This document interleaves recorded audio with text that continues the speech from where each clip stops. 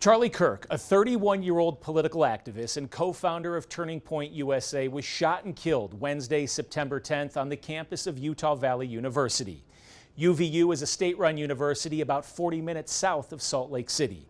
Charlie was on campus for his American Comeback Tour, which is a debate-style conversation with students that he called Prove Me Wrong. The event had not been going on for very long, about 23 minutes, when a single gunshot rang out. Cell phone video from multiple angles show the bullet hit Charlie in the neck, and he immediately slumps over as blood starts gushing out of his neck. Charlie was quickly carried to a car where he was taken to a nearby hospital, and a short time later he was pronounced dead, an announcement that came from President Donald Trump on a social media post. I have gathered everything that we have learned about the timeline of when and how the shooter entered the campus and then blended into the chaos of the aftermath to escape. Historically, on 9/11, law enforcement has come together as a group to recognize and honor those that sacrificed to preserve the ideals of this country, the freedoms of this country. And instead, we find ourselves today hunting a murderer who chose to violate our rights, the rights of an individual within this country. Officials with the Utah Department of Public Safety and the FBI say that the shooter arrived near the campus at 11:52 a.m. the morning of Wednesday, September 10th, about 8 minutes before the American Comeback event started. Charlie Kirk would have 31 minutes left to live. Through all that work last night, we were able to make a few breakthroughs. We were able to track the movements of the shooter. Starting at 11:52 a.m., the subject arrived on campus, shortly away from campus. We have tracked his movements onto the campus, through the stairwells, up to the roof, across the roof to a shooting location. This map right here shows the venue. This is Charlie Kirk's position, sitting underneath a tent for that debate. And then here is reports of the suspected shooter's location on top of a building about 200 yards away, giving him an elevated, clear, direct shot at Charlie. 12 p.m. Mountain Standard Time, the American Comeback Tour event officially begins in the courtyard outside of Utah Valley University's Losee Center. The university is about 40 miles south of Salt Lake City. Then, fast forward to 12:09 p.m., just a few minutes into the event, Charlie starts working the thousands in attendance as he's tossing hats into the crowd. Authorities say at least 3,000 people were at this event. At these events, Charlie hosts what he calls Prove Me Wrong table events, where he invites students to a microphone close to the stage to ask any question they want that is then debated as the student tries to prove Charles' point wrong.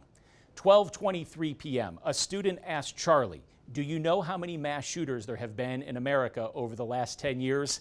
And Charlie responds with this. Counting or not counting gang violence? Great. It's in that moment, video from up close to the tent shows Charlie get shot in the neck. Now, we stopped the video before you see him get shot, but blood immediately starts pouring out of Charlie's neck as he slumps backward, and his security team immediately covers him. Still in that same minute, 12:23 p.m., the 3,000 people there immediately realize something has happened and start to frantically disperse. Still at 12:23 p.m., several people pick Charlie up and rush him to an SUV, which immediately takes him to a nearby hospital. Meanwhile, the shooter flees the scene. After the shooting, we were able to track his movements as he moved to the other side of the building, jumped off of the building, and fled off of the campus and into a neighborhood. Our investigators have worked through those neighborhoods, contacting anybody they can with doorbell cameras, witnesses, and have thoroughly worked through those communities, trying to identify any leads. Investigators comb through a nearby neighborhood trying to get doorbell video and interview witnesses. 12:42 p.m., 19 minutes after the shooting, UVU sends out this alert that a single gunshot was fired on campus toward a visiting speaker. Police are investigating now, suspect in custody. 1:12 p.m. as SWAT swarm the campus to clear buildings and search for the shooter, UVU closes the campus, and video shows SWAT searching a nearby wooded area. 1:20 p.m., UVU cancels classes until further notice as the manhunt for the shooter is now well underway. During the immediate aftermath, police took 2 people into custody, but they were both released and cleared of any connection to the shooting. 4:15 p.m. Utah Governor Spencer Cox gives some of the first comments on the investigation. This is a dark day for our state. It's a tragic day for our nation. And I want to be very clear that this is a political assassination. Nothing was publicly known about the shooter for the next 17 hours until 7 a.m. Thursday morning, when officials provided this update. We have recovered what we believe is the weapon that was used in yesterday's shooting. It is a high-powered bolt-action rifle. That rifle was recovered in a wooded area where the shooter had fled. The FBI laboratory will be analyzing this weapon. Investigators have also collected footwear impression, a palm print, and forearm imprints for analysis. Now, I understand there are a lot of questions about motive. I assure you that all leads, tips are being fully investigated. As of this morning, we have received more than 130 tips. We thank the community for that. No motive has been given, and no images or description of the shooter was given for nearly 3 more hours, when at 9:50 a.m. Thursday morning, the FBI released 2 photos of a person of interest and asked for the public's help in identifying the person. Suspect blended in well with a college institution. We're not releasing many details right now, and we will soon, but right now we're not. But that individual appears to be of college age. We are confident in our abilities to track that individual. If we're unsuccessful in identifying them immediately, we will reach out for the public's help and the media's help in pushing those photos. That was a new development overnight, working through the night, studying those cameras. So that's something that's new and that we're working through right now. At 11 a.m. Thursday, the Air National Guard had confirmed that Vice President J.D. Vance would fly to Utah, land at the Air National Guard base for a private meeting with Kirk's family, and assist in bringing his body back to Arizona, where he lived. As to the community, I can tell you that this was a targeted event. We don't believe that the community is at risk. However, we are exhausting every resource to find him, and we will do so. We're doing everything we can to find him, and we're not sure how far he has gone yet, but we will do our best.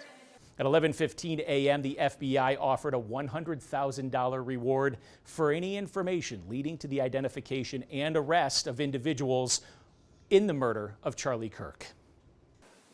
Last night I communicated with Erica. The family's devastated.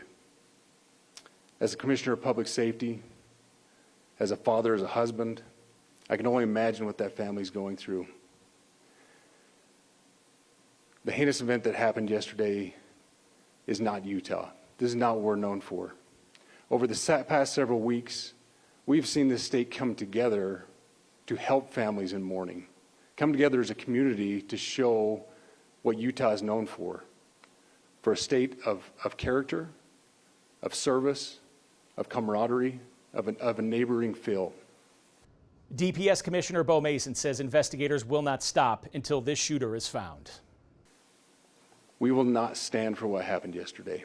We are exhausting every lead. We have every officer invested in this, every investigator, every local agency. The outpouring of support from the law enforcement community has been astounding. We are investing everything we have into this, and we will catch this individual. Having walked through the crime scene, through the hallways of this school, through the classrooms, I can't imagine what the people on scene felt as well. A horrific event where some of them barricaded in classrooms, some of them ran in fear. Can't overstate the tragedy and the horrific event that yesterday was, and how we will work to bring to justice the actions of one individual or any other individuals that assisted in that. The investigation still very fluid at this point. The FBI has received at least 130 tips as of early Thursday morning. Make sure you stay with KUTV as this investigation continues. We will bring you all of the latest updates as soon as we learn them. Thank you for watching this YouTube original.